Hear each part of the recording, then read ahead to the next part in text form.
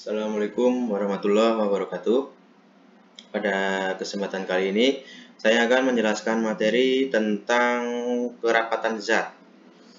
Tujuan dari pembelajaran pada bab ini, yang pertama adalah untuk menentukan massa jenis suatu benda padat, mendeskripsikan pengaruh perbedaan kerapatan zat pada peristiwa mengapung dan tenggelam, dan membandingkan kerapatan zat cair berdasarkan percobaan atau gambar lapisan cairan-cairan yang dicampur. Yang pertama adalah tentang kerapatan zat. Pada volume yang sama, maka jika kalian menghitung jumlah partikel, akan ada lebih banyak partikel zat padat dibandingkan partikel zat cair dalam volume yang sama. Kenapa bisa lebih banyak? Hal tersebut dikarenakan partikel pada zat padat lebih rapat dibandingkan dengan zat cair. Sebagai contoh, batu bata mempunyai kerapatan partikel yang lebih rapat, sehingga jumlah partikelnya akan lebih banyak daripada air dengan volume yang sama, di mana air merupakan zat cair sehingga rapat partikelnya lebih renggang apabila dibandingkan dengan batu bata. Contoh berikutnya adalah air dengan volume yang sama dengan kaca. Apabila ditimbang, maka kaca akan lebih berat. Jika dibandingkan dengan baja dengan volume yang sama, baja juga akan menjadi lebih berat dibandingkan air dan kaca. Dan yang terakhir, jika besi dengan ukuran yang sama ditimbang, maka akan menghasilkan massa yang lebih besar daripada air, kaca, ataupun baja. Kerapatan atau massa jenis zat atau densitas adalah keadaan partikel pada suatu zat atau besarnya massa sesuatu zat tiap satuan volume. Pada gambar, ada baja 1 kg dan air dengan massa 1 kg. Tapi kedua benda tersebut mempunyai volume yang berbeda, di mana baja volumenya atau ukurannya lebih kecil jika dibandingkan dengan air dengan massa yang sama. Yang kedua, besi dan juga aluminium memiliki volume yang sama 1 desimeter kubik, akan tetapi mempunyai massa yang berbeda. Besi dengan volume 1 desimeter kubik mempunyai massa 7,9 kg, sedangkan aluminium dengan volume 1 desimeter kubik mempunyai massa yang lebih ringan daripada besi, yaitu hanya 2,7 kg. Rumus atau persamaan dari massa jenis adalah massa dibagi dengan volume benda, di mana Rho adalah massa jenis, M adalah massa benda, V adalah volume dari bendanya. Dengan menggunakan konsep aljabar, kita juga bisa menentukan persamaan-persamaan lain. Yang dari persamaan utama yaitu Rho sama dengan massa dibagi volume.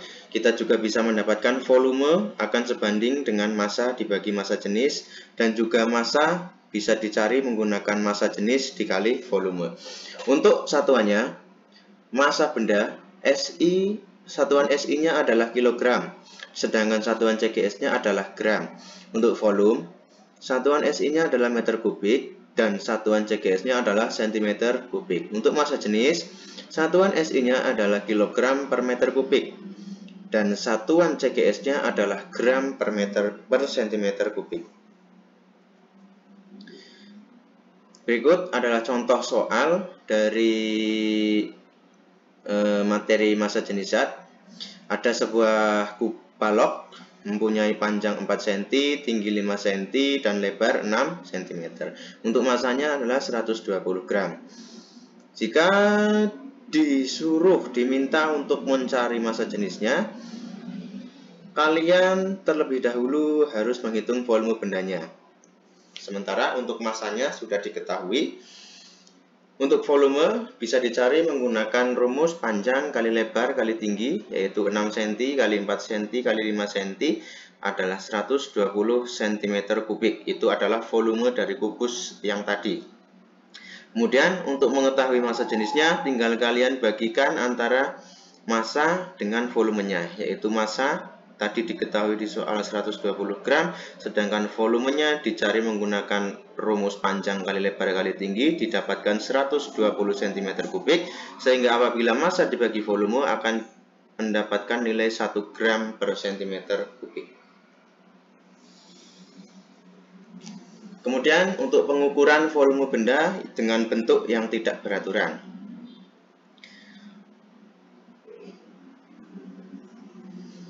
Untuk mengukur volume suatu benda yang tidak beraturan, contohnya seperti batu, kalian bisa menggunakan gelas ukur. Mula-mula masukkanlah air ke dalam gelas ukur, kemudian lihat volume awalnya. Setelah itu, masukkan benda dengan bentuk yang tidak beraturan yang ingin kalian ukur volumenya, dan lihat seberapa banyak kenaikan air di dalam gelas ukur. Kemudian kalian kurangkan antara volume akhir, yaitu volume gelas ukur setelah diberi batu, dikurangi dengan volume awal, yaitu volume sebelum dimasukkan benda.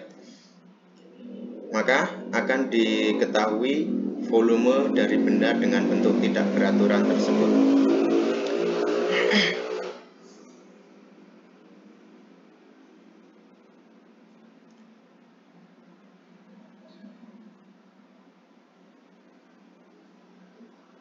Nah, itu tadi adalah contoh-contoh soal, bisa kalian coba kerjakan.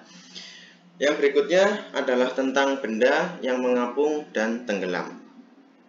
Benda akan tenggelam apabila massa jenis benda lebih besar daripada massa jenis cairan. Kemudian, benda akan mengapung apabila massa jenis benda lebih kecil daripada massa jenis cairan. Sebagai contoh, batu ada yang bisa mengapung dan kayu ada juga yang tenggelam di dalam air, tergantung dari massa jenis benda tersebut. Nah, ini adalah contoh bongkahan es yang tenggelam atau mengapung di dalam lautan. Walaupun bongkahan tersebut sangat besar, akan tetapi bongkahan tersebut dapat mengapung karena massa jenis es hampir sama atau lebih kecil daripada massa jenis air di laut. Ya, ini adalah contoh-contoh soal, bisa kalian pause dan coba kerjakan.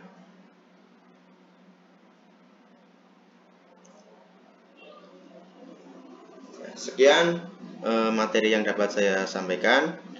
Saya akhiri. Wassalamualaikum warahmatullahi wabarakatuh.